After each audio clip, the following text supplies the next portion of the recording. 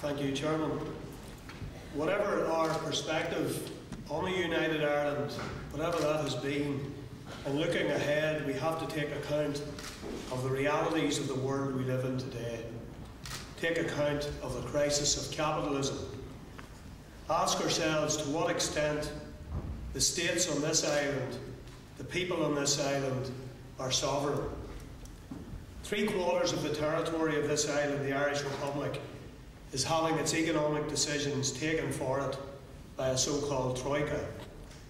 The scope of its politicians to be what we traditionally define as political, even that is limited. The rate of value-added tax which its citizens will have to pay was announced yesterday in the Bundestag before it was announced in the Dáil.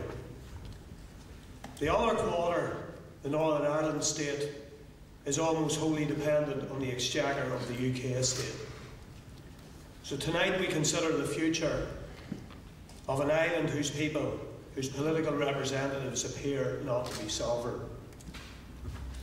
Western capitalism has become, in my view, a corrupted, delinquent system. Long-termism planning is shunned. Its objective is not development, but profit, not just today, but this minute. So forget the concept of an equilibrium between supply and demand. Forget the idea of competition driving change and opening opportunity to the many. Modern capitalism is unrecognisable from what it was just 40 years ago. The link between supply and demand has been lost in a web of derivatives, and the rise of monopolies is increasingly squeezing out entrepreneurship. Without regulation, advantage is self-reinforcing, and there is no limit on the acquisition of wealth.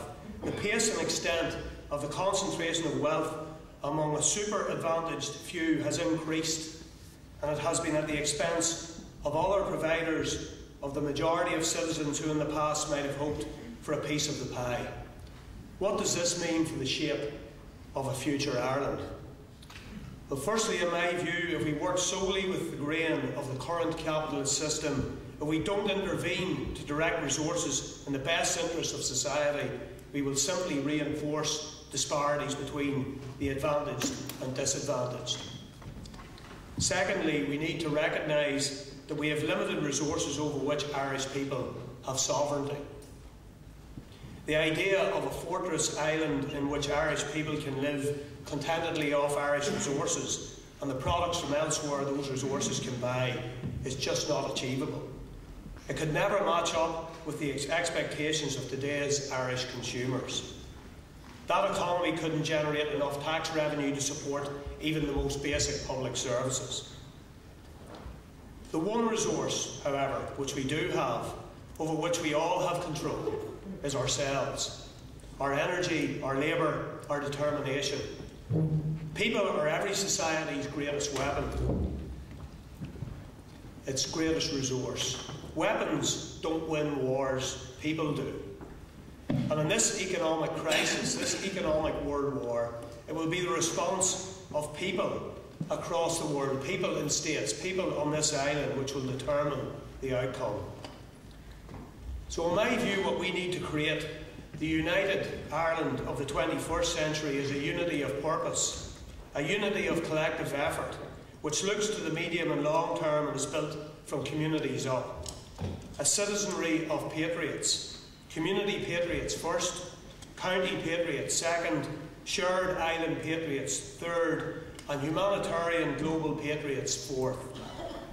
Patriots who exchange, as well as the currency of capitalism, their social capital, their sweat equity, for their good, the good of their children and of their neighbours.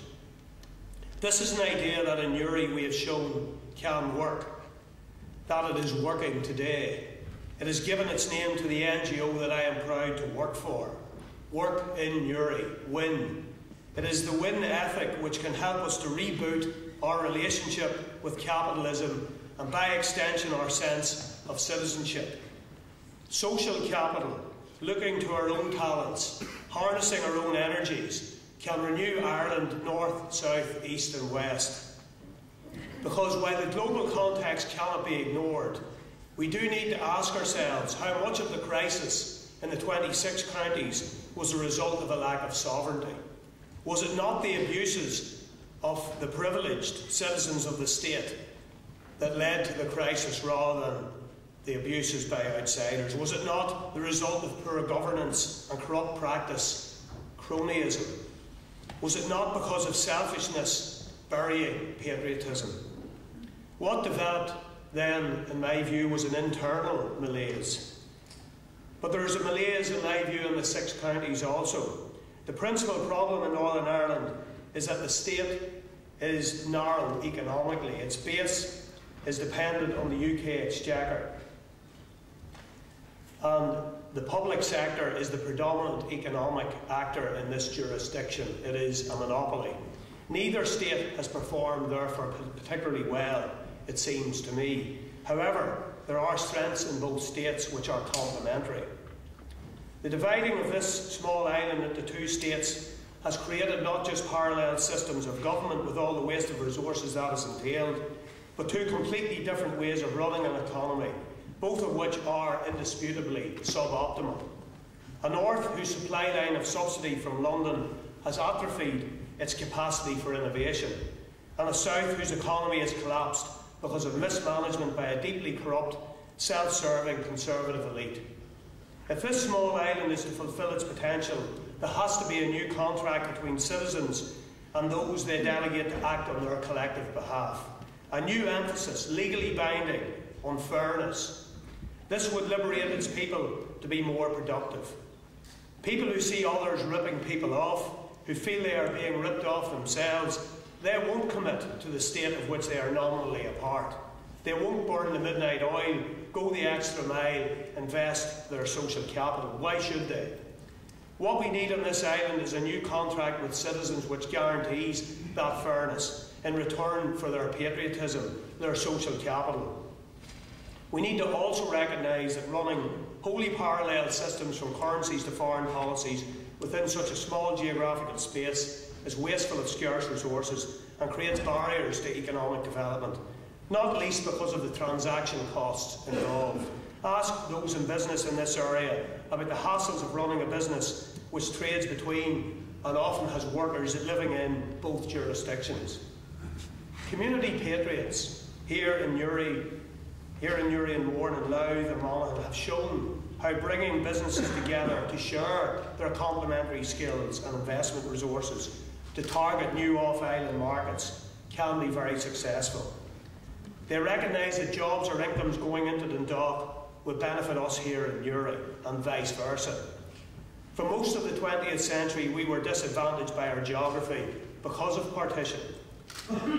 Today, freed from just some of those past barriers, the hugely successful Flurry Bridge Business Park, for example, a partnership between people here in Newry and South Armagh and the Louth County Enterprise Board, it shows what can be achieved.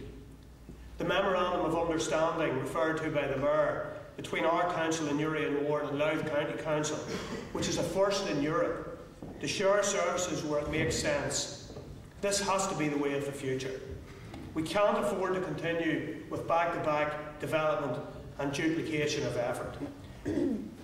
The only way for the world to get out of this mess, in my view, is for nations and peoples to collaborate, for businesses to work together in joint ventures, for there to be a new concept of citizenship, a new approach to government which recognises that centralisation reinforces elitism and that social capital is an enormous force for good. In conclusion, if ever there was a time for a new citizen contract on this island, it is now. Thank you.